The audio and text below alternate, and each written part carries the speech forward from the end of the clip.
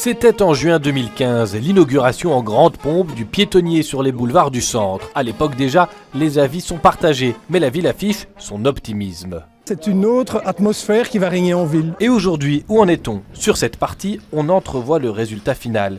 Mais à l'arrière, le chantier bat son plein. Les riverains croisés ne semblent pas désespérés pour autant. C'est devenu mieux et tout, c'est plus ouvert aux gens qui circulent et voilà.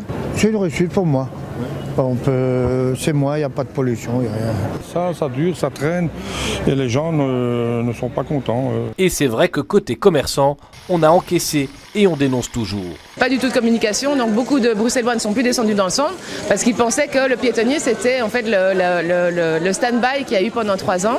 Et donc effectivement ça a déçu beaucoup de gens. Je pense qu'il y avait vraiment un travail à faire sur la communication. Achever et rendre attractive cette artère festive et commerçante sera un des enjeux de la législature à venir. La ville peut s'appuyer sur les espaces dont elle est propriétaire, mais elle a aussi besoin du privé. Dans le centre-ville, il y a une quantité de développement très important et simultané, comme il n'y en a pas eu depuis de nombreuses années. Il y a l'espace public ici, il y a l'espace public à la Rue Neuve aussi, la place Rogier qui se termine.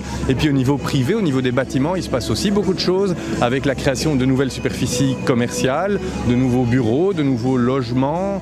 On pense au parking 58, l'immeuble Actiris. Autre constat, si l'on ne parle pas formellement de piétonniers, d'autres artères sont en train d'être moins accessibles à la voiture. Chaussée de Louvain, chaussée d'Ixelles ou prochainement le rond-point Schumann. C'est une mouvance qu'on remarque ces 10-15 dernières années de réapproprier l'espace public vers les modes doux, donc de donner davantage d'espace de rencontre aux piétons, aux cyclistes et de calmer finalement le trafic automobile en privilégiant certains espaces pour qu'il puisse se faire, en le mettant parfois en souterrain ou alors en mettant des heures de réguler cette circulation automobile. Alors le piétonnier, fiasco annoncé ou paradis rêvé?